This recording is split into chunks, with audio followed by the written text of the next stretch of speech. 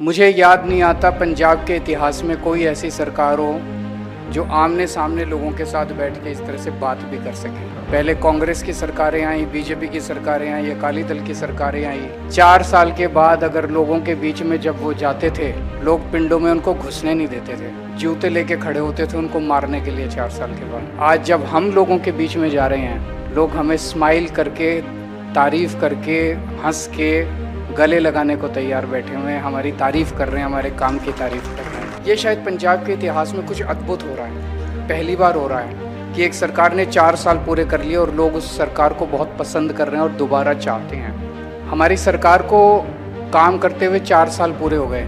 4 साल काम करने के बाद मुझे याद नहीं आता पंजाब के इतिहास में कोई ऐसी सरकार हो जो आमने सामने लोगों के साथ बैठ के इस तरह से बात भी कर सके। पहले कांग्रेस की सरकारें आई, बीजेपी की सरकारें आई, अकाली दल की सरकारें आई। 4 साल के बाद अगर लोगों के बीच में जब वो जाते थे, लोग पिंडों में उनको घुसने नहीं देते थे, जूते लेके खड़े होते थे उनको मारने के लिए। 4 साल के बाद आज जब हम लोगों के बीच में जा रहे हैं, लोग हमें स्माइल करके, तारीफ करके, हंस के, गले लगाने को तैयार बैठे हुए हैं, हमारी तारीफ कर रहे हैं, हमारे काम की तारीफ कर रहे हैं।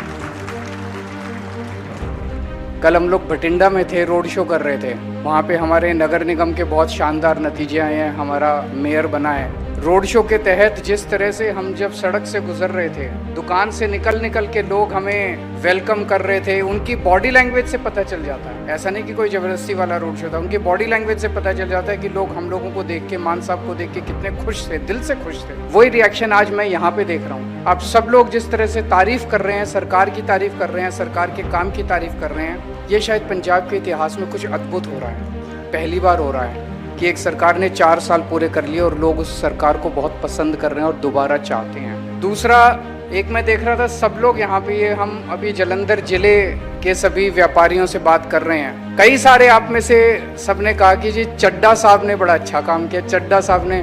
तो मैं पूछ रहा था, चड्ढा साहब,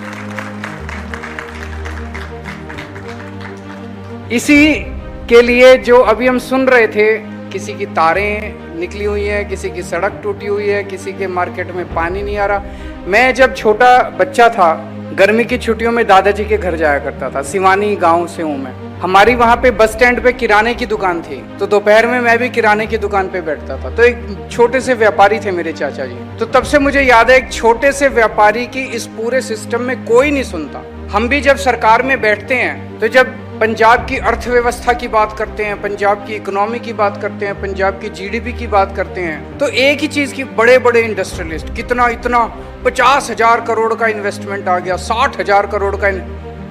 असली रीढ़ की हड्डी जो है वो छोटा व्यापारी है, जो कि आपको स्टेट चलाता है। आप लोग असली रीढ़ की हड्डी हो।